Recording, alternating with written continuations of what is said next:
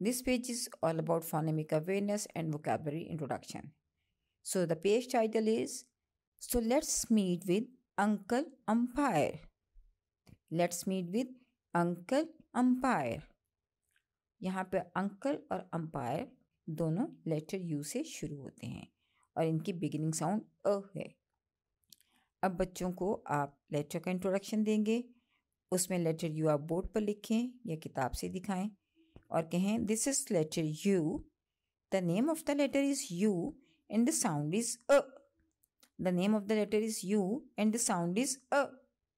Name of the letter is U and the sound is अ।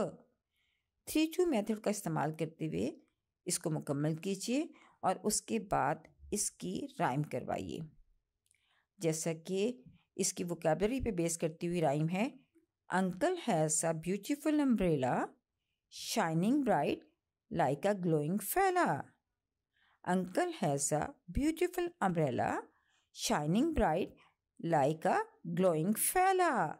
आप बच्चों से कहिए कि बच्चे सारा वीक इस राइम को दोहराएं।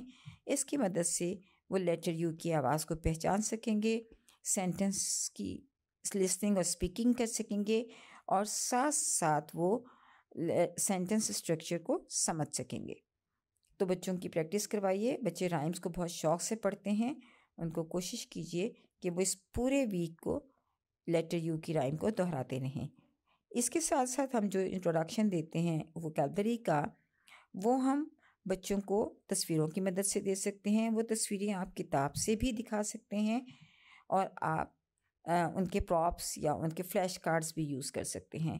तो आप बताइए कि this is umbrella, this is umbrella, this is umbrella and this is uncle, uncle, uncle.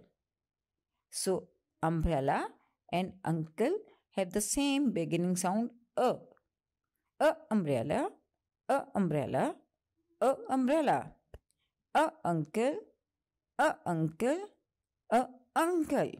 इस तरह हमने बच्चों को लेटर की शेप बताई, लेटर का नाम बताया, लेटर की साउंड बताई और साथ साथ उसकी वोकैबुलरी इंट्रोडक्शन करवाते हुए पेज नंबर 91 को मुकम्मल किया।